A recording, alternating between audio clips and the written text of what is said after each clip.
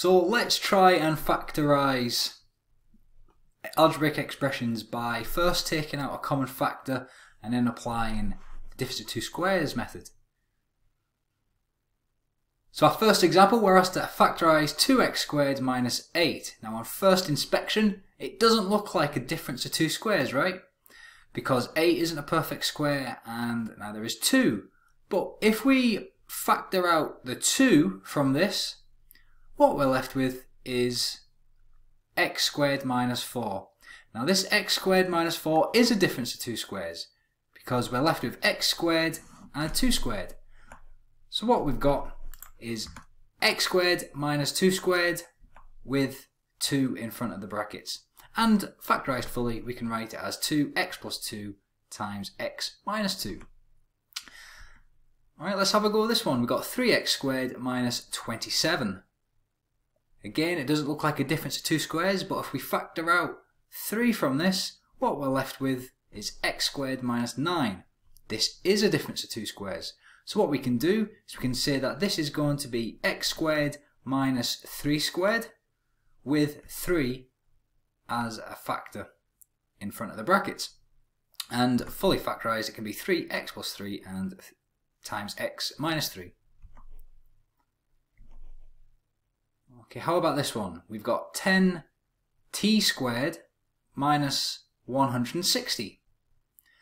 Again, let's factor out 10 from this, and in the brackets we are left with t squared minus 16, a perfect square on both counts. So we can take the difference of two squares there as t squared minus 4 squared, just like this. But let's not forget the 10 that we factored out.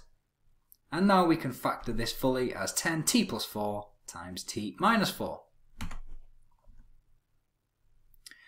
Getting a little bit trickier now. Let's see 2pf squared minus 32p. Now the common factor of this would be 2p, so we can factor out 2p.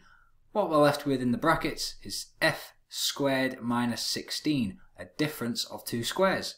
And we proceed as before, and we can say that this is going to be 2p times f squared minus 4 squared, or fully factorised 2p f plus 4 f minus 4. And let's see this one. We've got 36a squared minus 64. So how would you take out a factor first of all? What factor would you take out? So it's maybe a little bit of a thinking, because what you want to do is you want to leave a perfect square for both terms. So if we try 4, what we're left with in the first term is 9a squared, and on the second term we've got 16. So we've got a difference of two squares there. We can say that 9a squared is 3a all squared, and it's really important that you include the brackets around the whole 3a term. And we've got 4 squared. So this can be expressed as 3a all squared minus 4 squared, and let's not forget that factor of 4 right in front there.